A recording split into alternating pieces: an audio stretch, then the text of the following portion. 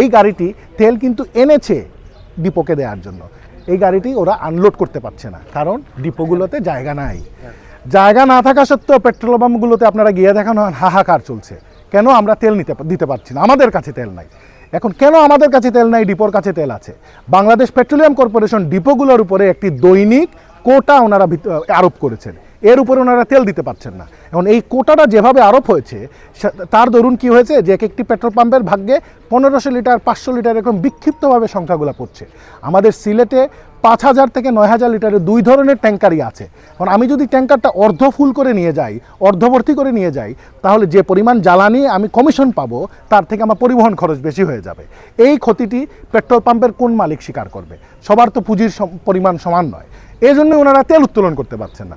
অর্থাৎ তেলের যথেষ্ট মজুদ রয়েছে, তেলের যথেষ্ট যোগান রয়েছে, বাজারে পর্যাপ্ত পরিমাণ চাহিদা রয়েছে, কিন্তু বিপিসির ভুল, অবাস্তব, অযাচিত একটি নীতিমালার কারণে তেল সরবরাহ স্থবির হয়ে পড়ে আছে।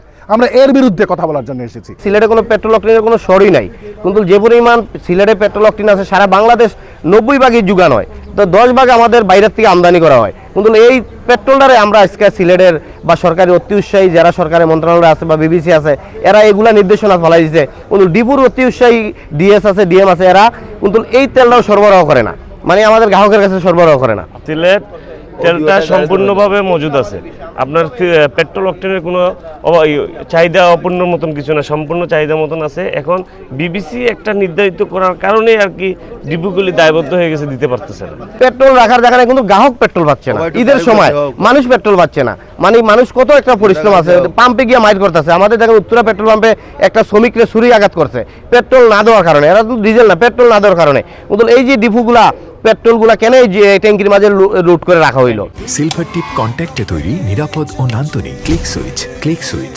নির্ভরতা জীবন জুড়ে। আমাদের মূল লক্ষ্য হচ্ছে তেল যেহেতু আছে আমার গ্রাহক, এবং ঈদের আগ মুহূর্তে দেশের এই ক্রান্তি লগ্নে যাতে সঠিক মাপে তেল, সঠিক পরিমাণে তেল দিয়ে এই অবস্থা থেকে উত্তোলন করা হয়, যাতে করে কোনো পাম্পই বন্ধ করতে হয় না।